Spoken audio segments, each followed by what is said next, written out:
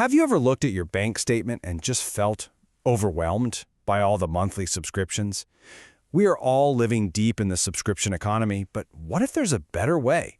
What if you could just pay for what you actually use, right down to the second? Well, let's explore exactly what that future could look like. Now really, think about it for a second. All those streaming services, the news sites, that software you used once, it all adds up. There's even a name for this feeling, subscription fatigue. We're all signed up for everything, paying these fixed amounts for stuff we might only use for a few minutes a month. So the real question is this model actually working for anyone? Before we can get to any kind of solution, we've really got to understand the problem.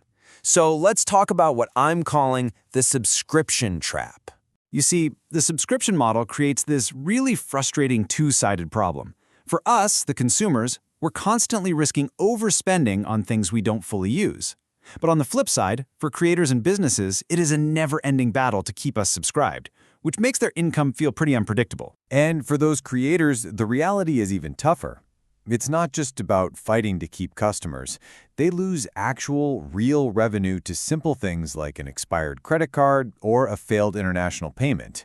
And on top of all that, the platforms they have to use often take these huge commission fees, which cuts directly into what they earn. So, if subscriptions are a kind of trap, what's the escape hatch? Well, that brings us to Section 2, the pay-per-second idea. The whole concept is called money streaming, and it's simple, really. Instead of paying that flat monthly fee, you pay in a continuous, real-time stream for the exact amount of time you use a service. It's a huge shift from paying for access to paying for actual consumption. The easiest way to think about it is like turning on a water tap. You only pay for the water you actually use, instead of being forced to buy a whole bucket you might not even need. The payment flows when you're consuming, and it stops the very second you're done. So what could this actually look like in the real world? Well, imagine employees getting paid with every single second they work, instead of waiting for that paycheck every 2 weeks.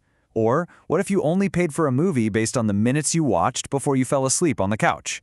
For businesses, it could mean way more predictable income collected in real time. Now, this might all sound a little bit like science fiction. I get it. But the technology to make it happen is not only real, it's getting better and fast.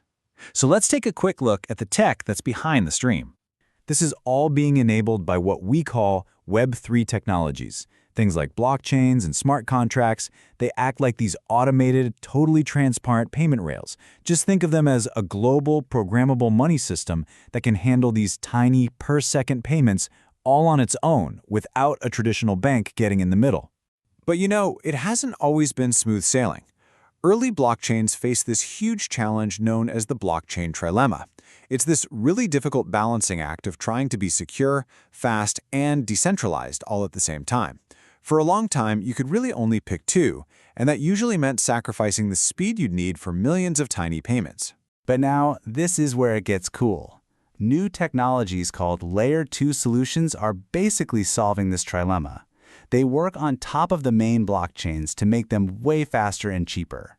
Some of them can now handle over 300 transactions per second.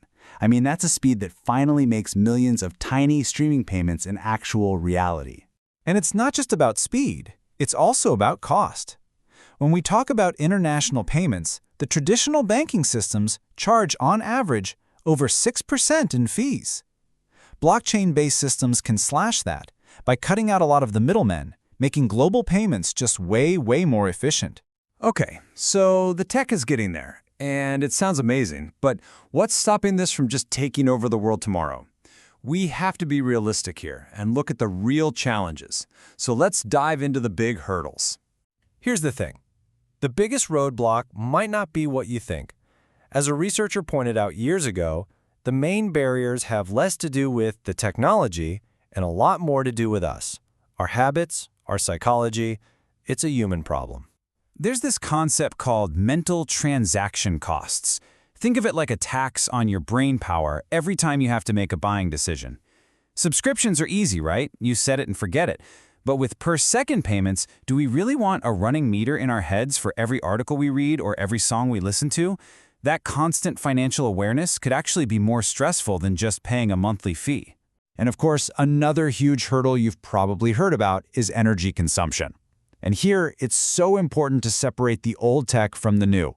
Older blockchains that use proof-of-work systems, yes, they are incredibly energy-intensive. But most modern systems have moved over to a proof-of-stake model, which is dramatically more energy efficient. We're talking comparable to the traditional payment systems we use today. And we absolutely have to be careful not to repeat the mistakes of the past. The gaming industry has already shown us the dark side of micropayments, with all these ethical concerns around pay-to-win systems that create unfair advantages. Any new model needs strong consumer protections built right in from the start. So, with all these challenges and all this incredible potential, where does that leave us? Let's look at the big picture and ask what a world beyond subscriptions might really look like. So what's the real-world impact of a better payment system? Well, one study found that when a platform lowered its commission rates, creators' productivity just shot up, boosting original content creation by as much as 70%.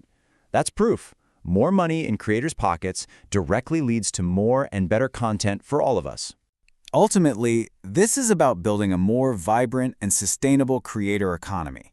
A model that cuts out the intermediaries and slashes fees could put so much more value directly into the hands of the people actually creating the things we love, the artists, the journalists, the developers. And this brings us right to the final question, the trade-off at the very heart of this whole idea. Subscriptions, they offer a simple, predictable certainty, even if we end up overpaying. A pay-per-second world offers fairness and freedom, but it comes with a whole new kind of mental math. The tech is evolving, but the biggest question is, are we ready to change with it?